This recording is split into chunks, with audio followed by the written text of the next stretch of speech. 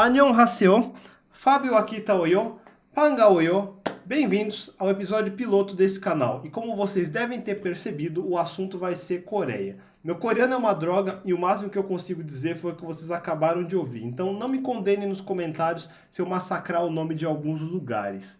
Mas hoje eu quero falar sobre a viagem que eu fiz no final de julho para Seul. Então, alguns devem saber que eu estou bem engajado no assunto de criptomoedas e blockchains, assunto que a gente vai cobrir em mais detalhes mais para frente. Mas quem está pesquisando essa área sabe que o foco das atenções não é Silicon Valley como era na época do Google e do Facebook. As atenções estão todas voltadas lá para o Mediterrâneo, norte e leste europeu e principalmente a Ásia, países como China, Japão, Singapura, Taiwan e, claro, Coreia do Sul estão liderando esse movimento. Portanto, se alguém está realmente levando isso a sério, precisa ir para Seul.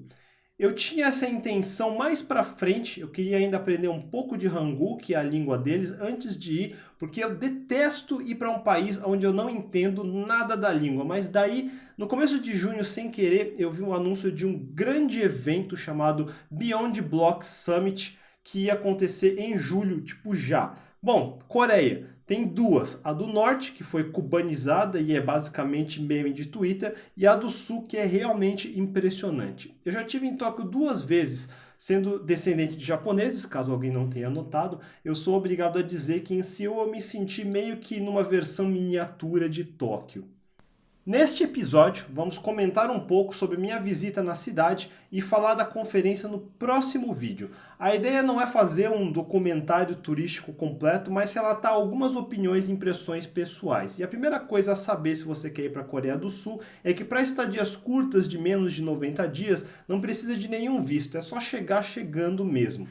Você aterrissa no aeroporto Incheon, que fica numa ilha, e para chegar em Seul você tem três opções: táxi, ônibus e trem. Esquece táxi, você vai pagar uma fortuna dos 80 trams. Já trem é o canal. Aliás, a malha ferroviária de Seul é foda. Tá no mesmo nível de Berlim, de Manhattan. Quem sabe um dia São Paulo chega lá. A maioria dos vagões são modernos, com ar-condicionado, Wi-Fi pago e as estações daquelas paredes de vidro para ninguém cair nos trilhos. E diferente de Tóquio, eu não vi aquelas multidões se empurrando e apertando dentro dos vagões. Mesmo nos dias de semana que eu voltei nos horários de rush, estava bem sossegado. Uma coisa parecida com o Japão e outros países é que muitas das estações têm shopping centers subterrâneos. Então, se você vai numa estação, invariavelmente vai acabar achando diversas pequenas lojinhas, tipo boxes. E os lugares que passei tinham muitas lojas e era muito difícil achar lojas para homem. A maioria esmagadora era loja feminina. Então, roupa, bijuteria, perfume, cosmético, é tudo para o público feminino. E tem pelo menos dois bairros que eu vi ao redor de universidades só para mulheres, coisa que é comum no Japão também. E nesses locais é mais cheio ainda de lojas, cafés e coisas para mulheres. Não é anormal em metrópoles da Ásia as mulheres casarem tarde ou então nem casar mesmo e permanecer independente, e as ofertas de consumo meio que refletem isso. Eu fiquei num bairro meio turístico chamado Myeongdong, no meio da muvuca. E esse bairro tem uma característica interessante. Todos os dias, mesmo durante a semana, as suas estreitas comerciais, que são entupidas de lojas de diversos tipos, estavam sempre cheios de barracas de street food com os mais diferentes tipos de culinária de rua coreana. Aquele cheiro de feira o dia inteiro. Por coincidência, nessa região eu estava bem próximo de duas atrações. Primeiro, sem querer, eu achei uma escola de animação, tipo anime mesmo. E eu sou otaku, então gosto muito de tudo que tem a ver com anime, eu tive que entrar. Parece que na história da Coreia, eles também curtiam o mestre Osamu Tezuka, mas ao invés de só consumir o que o Japão produzia, eles também criaram as próprias histórias. Eu visitei no fim de semana, então não tinha lá muita gente, mas tinha vários itens legais para ver, em particular bonecos e esculturas de mechas dos anos 60 e 70, como esse derivado de Mazinger Z. Dá para ver que eles apreciam arte faz muito tempo, especialmente porque você pode ver mais clássicos como o Gombat, Kikaider, Ultraman USA. E eles sabem o que existe de bom, como mais esses ultra clássicos de Leiji Matsumoto, como Capitã Harlock, Yamato, Galaxy Express 999 e Queen Millennia.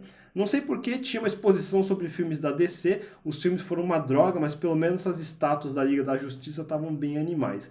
E eles incluíram alguns interessantes, como o Cavaleiro das Trevas original de Frank Miller, dioramas do Cavaleiro das Trevas de Christopher Nolan e até algumas lembranças do Batman de Tim Burton, que por acaso fez o melhor Batmóvel de todos os tempos, na minha humilde opinião. Falando em coisas geek, não lembro para onde que eu estava indo, mas acabei descendo numa estação errada sem querer. Eu já estava ficando meio irritado comigo mesmo, mas logo na saída das catracas eu esbarro com isso. Uma loja de Gundams e outros mechas. As estações de metrô são realmente lugares a serem explorados. E eles tinham coleções completas de tudo.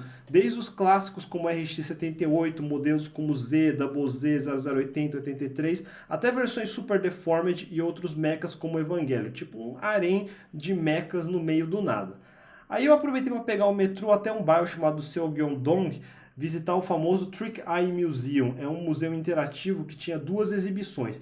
E na primeira tinha aquelas pinturas que se faz no chão e você precisa estar numa certa posição para ver o desenho se formando na perspectiva. E adicione a isso um aplicativo de iOS e Android com realidade aumentada que cria animações 3D em cima dessas pinturas, com vários cenários da hora, tipo fogo e lava, gelo e neve, fundo do mar, dragões e fantasia. Mais engraçado foi saindo do museu, indo de volta à estação, resolvi pegar uma rua paralela menor e aí eu dou de cara com um monte de pequenos grupos cantando e dançando por tudo quanto é lado, com uma audiência até que respeitada e um volume razoavelmente alto.